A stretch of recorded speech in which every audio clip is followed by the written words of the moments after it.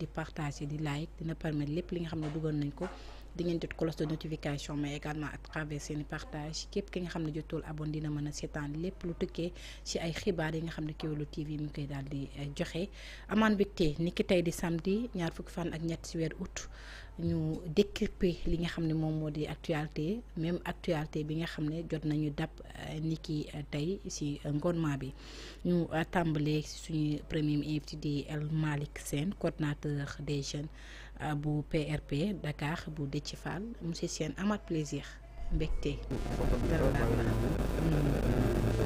plateau bi yëpp rawatina donte ñi nga xam ne ñoo bokk dëkk fële ci di nuyu téléspectateurs yi ñuy seetaan ñëpp di ziar tamit waa rappel maa ngi leen di ziar bu baax di leen nuyu di ziar tamit professeur bu baax waaw di ñaan yàlla rek voilà ñu passé une très bonne émission mu mën na doon émission bu am njeexital ci li nga xamante ne nii mooy Sénégal. merci beaucoup monsieur Sène am mbégte bu baax a baax dalalaat la fii ci Kéwoulo TV rawatina émission bii di récap naka noonu la ñuy dallee itam moom mu di Binté Diallo nekk économiste amaat mbégte bu baax a baax c'est que moom jotaay bi dama ko dàbbaliwaat xam nga dama ñam affaire yi neex rek ma dàbbali noonu laay def ak yeneen Diallo amaat mbégte. waaw merci beaucoup Binta maa ngi lay ziar di la jox sa wàccuwaay te di la ñaanal aussi bu baax a baax.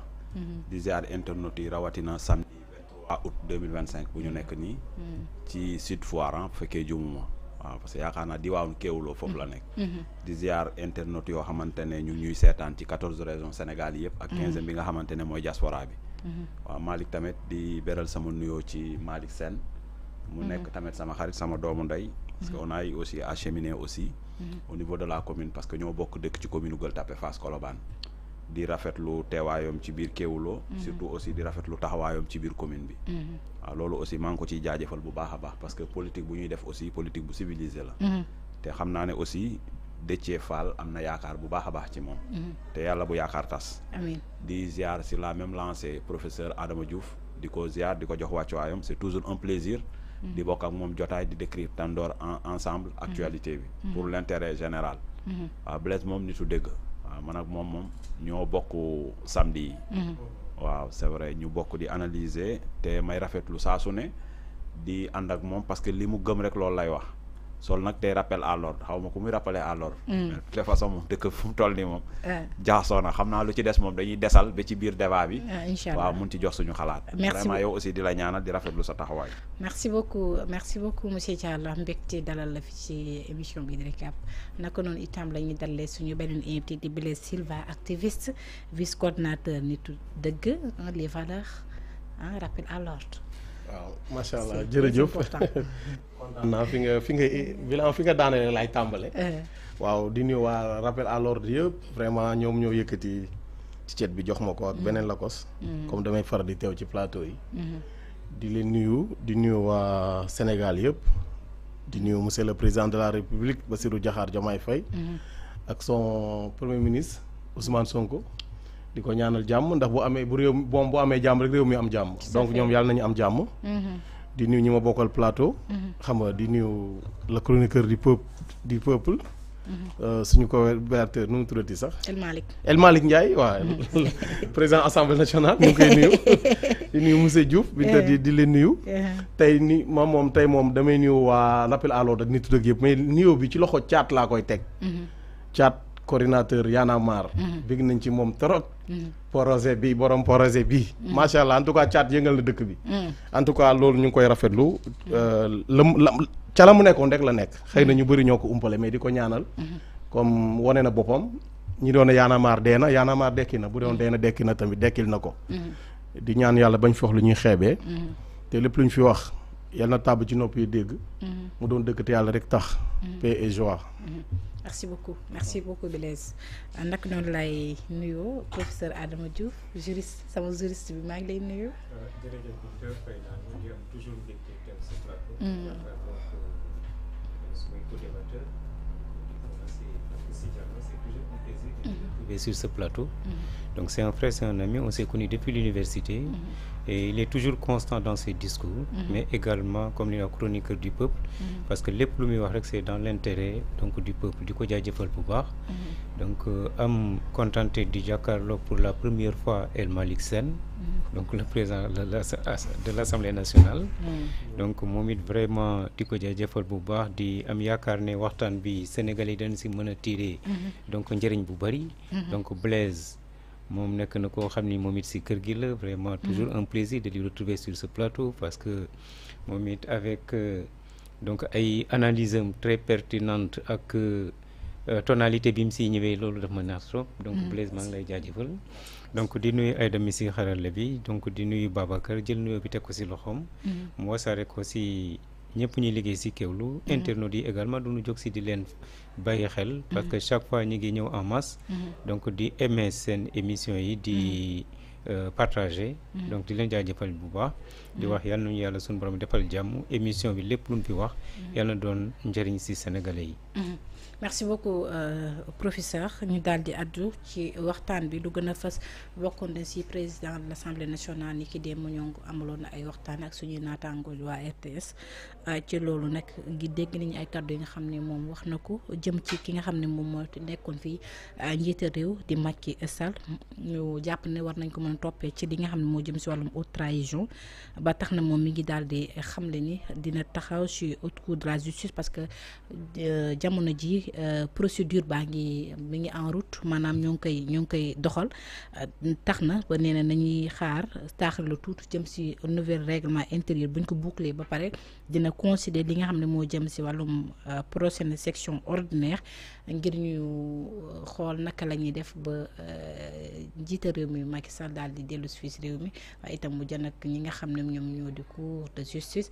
ndax jàpp nañ ni am na ay députés yi nga xam ne même bu nekkul sax Guy Marius Sagna, mais am na yeneen députés yi nga xam ne dugal nañu li nga xam ne moom moo di demande ngir ñu daal di ko taxaw mu addu ci li nga xam ne noonu la yore woon réew mi, rawatina wàllum reddition des comptes bi ak yeneen lu ñu mel. tàmbaleeg ci Diouf président Macky Sall ñenn ñi walla sax waa député yi jàpp nañ war na mën a taxaw ci cour de justice ngir ñu samp ko ay laaj naka la yore woon réew mi, wàllum réduction des comptes bi gis nañ fi boobu ba tey mi ngi wëy, waaye itam wàllum violence yi nga xam ne amoon na fi atum 2021 2024 naka nga ko gisee. waaw dina nekk mbir mu yomb. waaw jërëjëf Binta, boo xoolee président de la République dafa am foo xam ne nii war nañ ko fa mën a àtte. moom mooy ñi nga xam ne nii mooy donc les membres du gouvernement, c'est-à-dire les ministres. dañuy wax haute cour de justice. donc taxawal la nañ ko. mais lan lañ ko mën a toppee, c'est-à-dire sur le plan pénal en cas de haute trahison. te haute trahison comme toujours ni ñu koy waxee, les textes n'ont pas défini ce que c'est que la haute trahison. mais on peut faire un raisonnement à contrario bu ñu jaaree si li nga xam mooy waat bi mu waatoon, donc si devant Dieu, mais également devant toute la nation sénégalaise. Parce que boo xoolee article 37 de la Constitution daf ne le président de la République donc est installé dans ses fonctions après avoir prêté serment devant le Conseil constitutionnel en séance publique.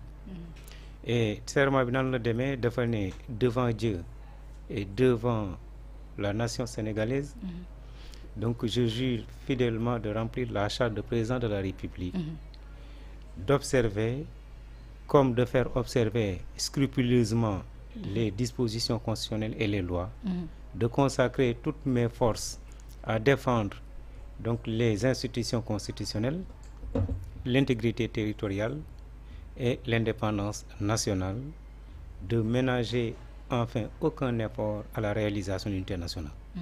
loolu maanaam serment boobu buñ si kiwee ñaawte fi amoon mënoon ko méngaleeg haute trahison, parce que bu ne dana défendre intégrité territoriale bi, indépendance nationale bi, respecter scrupuleusement les dispositions constitutionnelles et les lois, mais li fi xewoon salfaañe ak yelleefu doomu aadama yi, crime yi, ça veut dire que kooku on a violé les dispositions constitutionnelles. te bi muy waat dafa ne dana consacrer donc dana respecter scrupuleusement les dispositions constitutionnelles. Parce que boo xoolee constitution dafa consacrer ce qu'on appelle donc les droits fondamentaux, les droits sociaux et économiques. mais boo xoolee ci droits fondamentaux yi donc droit donc de manifester daf si am donc loolu lépp tey ñu gis ne manifestation yi fi amoon donc il y a des crimes de sang mais kan moo war a mën a répondre ku dul le président de la République et par rapport à ça li ko le président de l'Assemblée nationale waxee El Malick Ndiaye ñoom Assemblée nationale mooy donc mettre en œuvre la responsabilité du président de la République si nan koy jaarale dañ def une proposition de résolution de mise en accusation kooku député yi ñoo koy def maanaam bu ñu toogee xool ne ndax lii ñu koy toppee méngale nañ ko haute trahison donc dans ce cas le président de l'Assemblée nationale donc dana saisir ñi nga xam mooy commission d'instruction bi commission d'instruction nag danañ enquête ci dossier bi donc bu ñu gisee ne donc les faits donc poursuivis sont qualifiés de crime sont qualifiés de haute trahison mais dans ce cas commission bi di transmettre dossier bi ki nga xam mooy haute cour de justice pour ñu mën a àtte ki nga xam mooy président de la République donc ça veut dire que la volonté politique est là le président de l'Assemblée nationale li mu wax donc mënaan si dem donc pour nga xam ne on peut mettre en œuvre donc la résolution de mise en accusation donc de l'ex-président de la République donc loolu mën na mais comme yaa ngi koy wax si biir wax kenn traduire wala kenn expliqué wul lan mooy haute trahison ñu mën ko toppee nii te ñoom jàpp ne dañoo war a traduire ki nga xam moo di Macky jëm si wàllum haute trahison yow da nga jàpp ni maintien de l'ordre ñoom bu ñuy wax de répression maintien de l'ordre loolu dafa bokk ci haute trahison wala da nga jàpp ni peut-être suñu alal ba ñu jàpp ne dañ ko salfaane dafa bokk ci li nga xam ne moo di haute trahison. non pas alal bi.